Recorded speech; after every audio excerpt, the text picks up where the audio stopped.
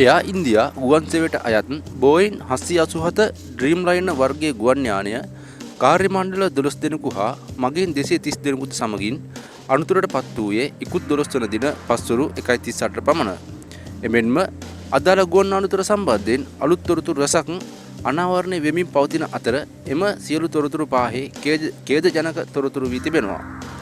එමෙන්ම දැන් පවතින අලුත්ම තොරතුරු වන්නේ ගුවන් යානයේ පැද වූ ප්‍රධාන ගුවන් නියමුවා විසින් පාලක මැදිරිය වෙත තත්පර 5ක වැනි කෙටි කාලයක් තුළ මේඩේ යනුවෙන් පණිවිඩයක් යොමු කර තිබීමයි.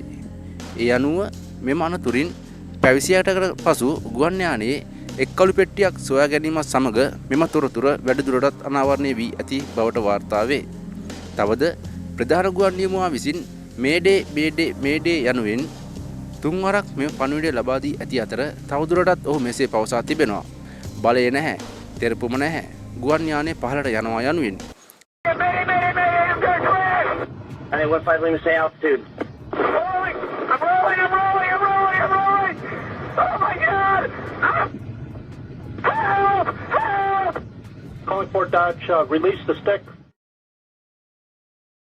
එමෙන්ම ප්‍රධාන ගුවන් නියමුවා වශයෙන් කටයුතු කර ඇත්තේ ගුවන් පැය 8200ක පමණ කාලයක් සම්පූර්ණ කර ඇති 55 හැවිරිදි සුමිත් සබද්වාල් නැමැති අතිශය පළපුරුදු ගුවන් නියමුවා විසිනි. තවද ගුවන් නියමුවන් විසින් පවසා තිබූ මේඩේ යන්නේ තේරුම සම්බන්ධයෙන් සොයා බැලීමේදී ගුවන් නියමුවන් විසින් භාවිතා කරන සංනිවේදන මාර්ගයක් බවට හා එය බරපතල හා ආසන්නයේ තිබෙන අනතුරක් සම්බන්ධයෙන් දැනුම් දීමට භාවිතා කරන වචනයක් බවට වාර්තා වෙනවා. එසේම ගුවන් යානයේ හෝ එහි කාර්ය මණ්ඩලයේ හෝ මගීන්ට බරපතල අනතුරක් ඇති අවස්ථාවක් බවට දැනුම් දීමකට මේ භාවිතා කරන අතර ඒ අවස්ථාවේදී ශනික සහාය අවශ්‍ය බවටද වාර්තා වෙනවා.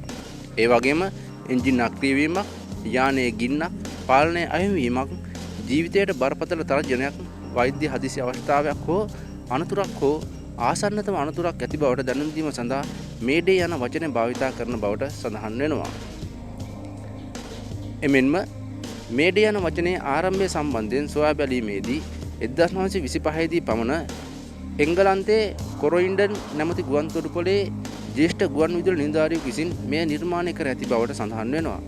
තවද එංගලන්තය හා ප්‍රංශය අතර අධික ගුවන් ගමනාගමනය සිදු වන බැවින් හදිසි අවස්ථාවකදී ගුවන් කාර්ය මණ්ඩලය හා ගුවන් තොටුපළ කාර්ය මණ්ඩලය වෙත පහසුවෙන් තේරුම් ගත හැකි වචනයක් ඉදිරිපත් කරන ලෙස ඉල්ලා සිටි අතර පසුව එම ගුවන් විදුලි නිලධාරියා විසින් මේඩේ යන වචනය ඉදිරිපත් කළ බවට හා එය ප්‍රංශ වචනයක් බවට අන්තර්ජාලය අනුව තොරතුරු වාර්තා වෙනවා.